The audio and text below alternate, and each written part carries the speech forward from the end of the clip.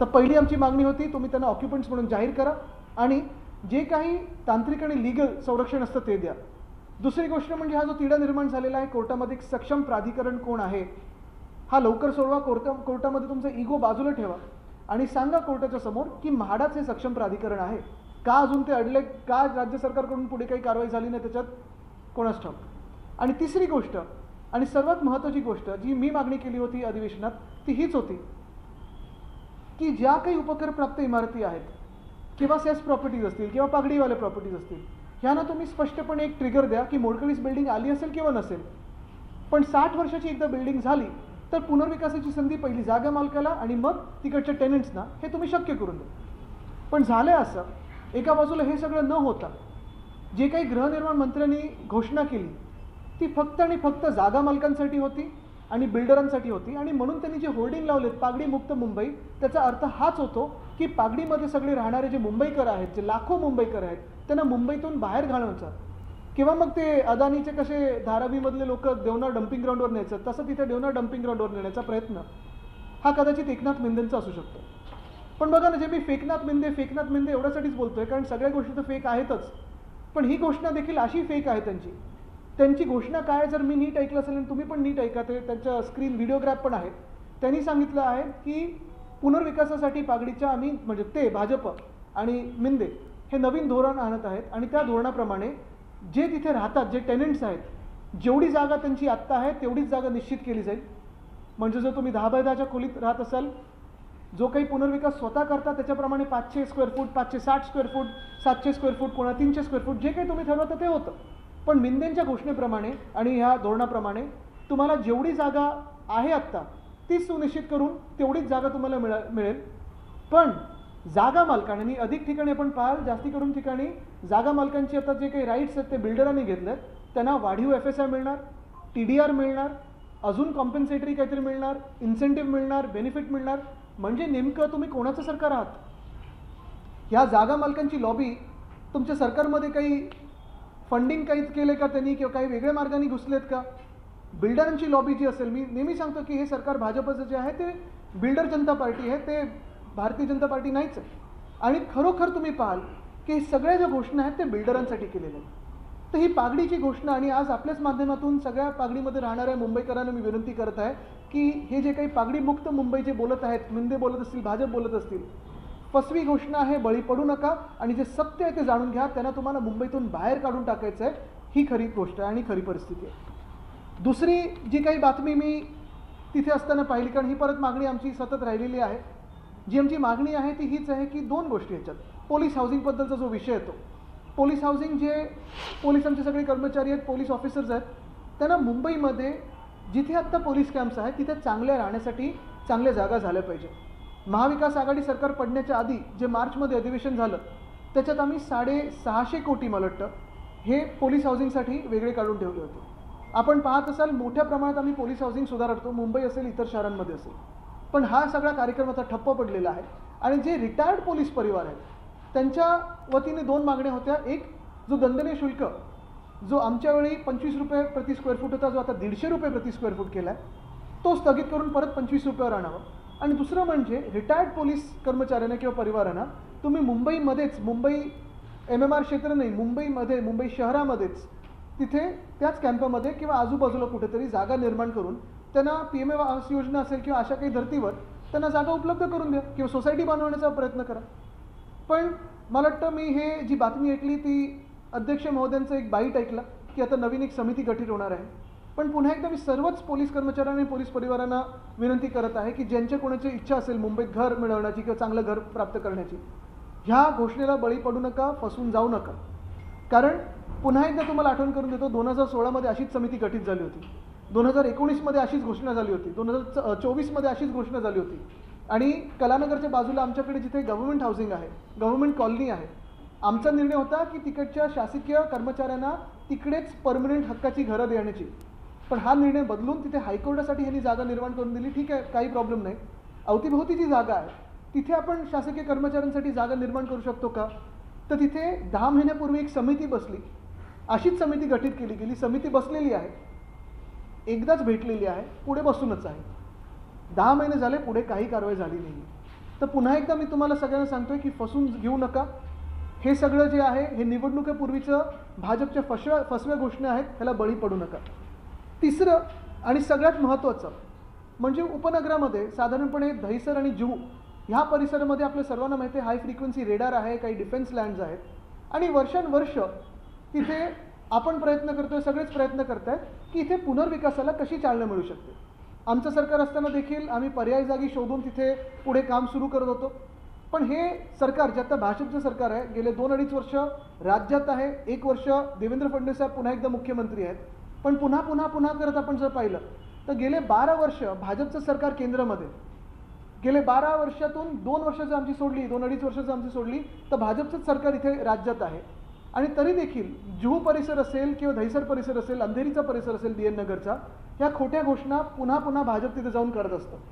तिकडच्याच मी एक स्लम सोसायटीचा उल्लेख केला. जुहू एरोड्रोमच्या बाजूला एक नेहरू नगर नावाची स्लम सोसायटी आहे. तिथे 2017 साली फडणवीस साहेब मुख्यमंत्री असताना निवडणुकीच्या ऐन काळात जाऊन घोषणा केली होती की तिकडच्या तिकडे भाजप सरकारमुळे त्यांना इन सिटू रिडेव्हलपमेंट मिळेल. 9 वर्ष होऊन गेलेली आहेत. केंद्रात पण त्यांचंच सरकार आहे, इथे पण त्यांचंच सरकार आहे. गेले 3 वर्ष प्रशासक देखील मुंबई महानगरपालिकेचे त्यांचे आहेत. कुठे एक वीट हललेली नाही. तसंच आता ही घोषणा बघा जी आम्ही मागणी केली होती त्याच्यावर उत्तर बघा काय घाईघाईत दिलं त्यांनी. मी मागणी केली होती की जुहू परिसरात असेल, DN नगरच्या परिसरात असेल आणि अर्थात दहिसरचा परिसर असेल, या हाय फ्रिक्वेन्सी रेडार आणि मिनिस्ट्री ऑफ डिफेन्सच्या जागेंमुळे पुनर्विकास होत नाही आहे. तर मी विचारलं होतं की याच्यावर पुढे काही कारवाई झाली आहे का. आता उत्तर बघा मुख्यमंत्र्यांच्या निवेदनातून काय आलं. दहिसर आणि जुहू येथे उंच वारंवारता रेडार केंद्र आहे, हाय फ्रिक्वेन्सी रेडार आहे. सदर रेडार केंद्राच्या आजूबाजूला परिसरात पुनर्विकास करताना इमारतींचा वगैरे जे काय उंचीवर बंधनं येते. आता उत्तर आहे का, ही हाय फ्रिक्वेन्सी रेडार केंद्रात तांत्रिकदृष्ट्या योग्य असलेल्या इतर ठिकाणी स्थलांतरित करण्याचा निर्णय शासनाने घेतलेला आहे. कधी घेतला आहे, कसा घेतला आहे, कोणी घेतला आहे. फसून जाऊ नका. खोटं बोलतात, खोटं ऐकून घेऊ नका. नागरी विमान वाहतूक मंत्रालय, भारत सरकार आणि airport authority of India AAI ने दहिसर येथील रेडार गोराईला स्थलांतरित करण्याची सहमती दर्शवलेली आहे. ही सहमती कधी आली, आधी आली असेल तर त्याच्यावर पुढे काही कारवाई झाली आहे का. आणि तुम्ही आत्ता मी प्रश्न विचारल्यानंतर काही फोन करून विचारलं का त्यांना सहमती आहे का, म्हणजे तुम्ही फसवताय ना. तसंच जुहूसाठी उत्तर बघा अजून हास्यास्पद आहे. त्याचवेळी महाराष्ट्र सरकारने airport authority of India AAI च्या तांत्रिक पथकाला जुहू येथील रडारची पर्यायी जागा सुचवलेली आहे. कुठची जागा सुचवलेली आहे, पर्यायी जागा म्हणजे कुठची हे जरा आम्हाला स्पष्ट करून सांगा. सदर जागा AAI च्या तांत्रिक पथकाला पाहणी करण्याकरता निमंत्रित केलेले आहे. पाहणी करण्याकरता निमंत्रित केले. कधी निमंत्रण पाठवलं तुम्ही, कधी त्यांना बोलवलं, काय तारखेला पाठवलं. बरं पर्यायी जागा जर असेल तर तुमच्या कॅबिनेटमध्ये मंजुरी असेल किंवा केंद्राच्या कॅबिनेटमध्ये मंजुरी असेल, काहीतरी दाखले असायला पाहिजे. एकदा हा तांत्रिक अभ्यास पूर्ण झाला आणि पर्यायी जागा निवडली गेली की जुहू येथील उच्च वारंवारता रेडार केंद्र स्थलांतरित करण्याची मंजुरी प्रक्रिया सुरू होईल. ह्याचाच अर्थ हा आहे की दहिसर असो किंवा जुहू असो, आम्ही वर्षानुवर्ष मग 2014 पासून आम्हाला वाटलं होतं की NDA सरकार आमचं येत आहे, काहीतरी बदल घडेल. आम्ही शिवसेना उद्धव बाळासाहेब ठाकरे पक्ष म्हणून हा विषय सातत्याने मांडत आलेलो आहे. तसाच हा विषय पुन्हा एकदा मी ह्याच अधिवेशनात मांडला की जुहू येथील हाय फ्रिक्वेन्सी रेडार आहे, दहिसर इकडचं हाय फ्रिक्वेन्सी रेडार असेल, तिकडचं एअरपोर्टचं असेल किंवा इतर काही गोष्टी असतील, ह्या सगळ्या अडचणींमुळे तिकडचा पुनर्विकास जो अडलेला आहे त्याच्यावर पुढे काय झालं. आणि मुख्यमंत्र्यांकडून असं हास्यास्पद उत्तर आलेलं आहे की दोन्ही ठिकाणी सहमती दर्शवलेली आहे. एका ठिकाणी आम्ही पथक निमंत्रित केलेलं आहे. हे आमंत्रण गेलं कधी, कुठची जागा दाखवलेली आहे, कधी ही फाईल गेली, कोणाला तुम्ही कोणाशी बोललाय, हे सत्य देखील त्यांनी लोकांसमोर आणा.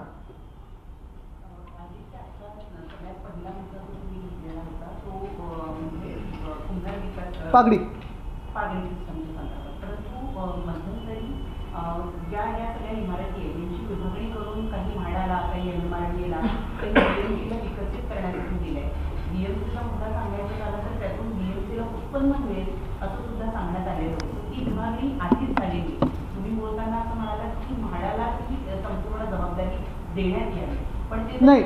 माझं म्हणणं हे आहे, सक्षम प्राधिकरण म्हणून जेव्हा आपण बोलतो की ही बिल्डिंग डिलॅपिडेटेड आहे की नाही, जो काही कायदा 79 आणि 79B अमेंडमेंट आली त्याच्यात म्हाडा हे सक्षम प्राधिकरण असेल हे सांगितलं होतं. आधी BMC होती डिलॅपिडेटसाठी, पण आता उपकरप्राप्त ज्या इमारती आहेत ह्या अमेंडमेंटमुळे म्हाडाच करते असं सगळ्यांची एक सहमती सरकारमध्ये आहे. पण जी केस झाली आहे ती कॉम्पिटंट अथॉरिटी नेमकी कोण आहे ह्याच्यावरनं झाली. तर हा तिढा जो काही आहे तो राज्य सरकारने सोडवावा, आणि ह्याच्यात घुसायचंच नसेल, राज्य सरकारला ह्या तिढ्यात जायचंच नसेल तर पर्यायी मार्ग हा आहे. जर आता तुम्ही हीच इकडे पूर्ण रान बघाल, इथे शिवसेना भवनाला येताना आजूबाजूला दोन्ही बाजूला उपकरप्राप्त इमारतीच आहेत. जवळपास दक्षिण मुंबई आणि दक्षिण मध्य मुंबई या सगळ्या इमारती उपकरप्राप्त आहेत जास्तीत जास्त, आणि जवळपास सगळ्या इमारती 60, 70, 80, 90, काही 100 वर्षाच्या पुढच्या आहेत, काही चाळी आहेत. आता जी घोषणा सरकारने केली की तेवढीच तुम्हाला जागा मिळेल टेनंट्सना, ज्या चाळींमध्ये 10 बाय 10ची खोळी आहे किंवा कॉमन टॉयलेट आहे, मग तेवढंच तुम्हाला मिळणार का? जे पगडीवाले मागतात ना त्या 3 गोष्टी आहेत. एक, त्यांना संरक्षण द्या टेनंट्स म्हणून. दुसरी गोष्ट म्हणजे ट्रिगर नेमानं 60 वर्षाची बिल्डिंग असेल, 30 वर्षाची बिल्डिंग असेल, वय तुम्ही ठरवा काय पाहिजे ते, पण मोडकळीस यायलाच पाहिजे असं कशाला, लोकांचे हाल झालेच पाहिजेत असं कशाला.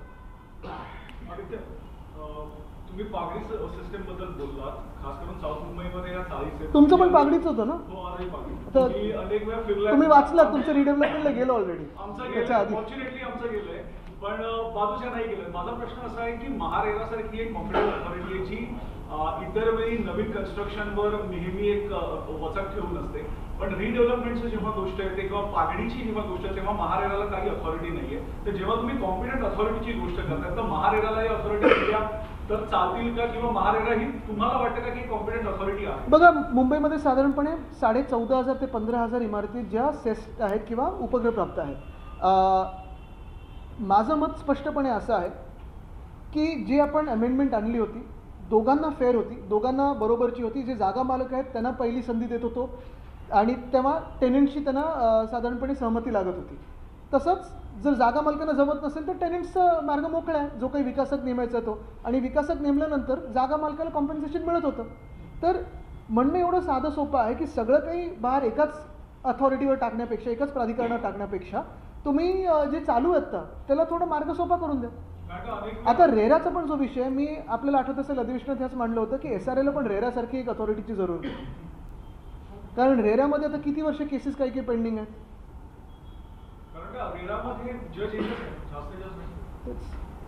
आदित्य, हिंदी में बताइए कि अभी चुनाव भी अनाउंस हो सकते हैं और इसको लेकर के BJP ने कई सारी चीज़ों का अनाउंसमेंट किया, एक पगड़ी सिस्टम का, दूसरा कल पीयूष गोयल ने एक फेसबुक लाइव किया कि रडार को दहिसर के जो एयरपोर्ट अथॉरिटी के रडार हैं उनको हमने आगे राइट कर दिया है.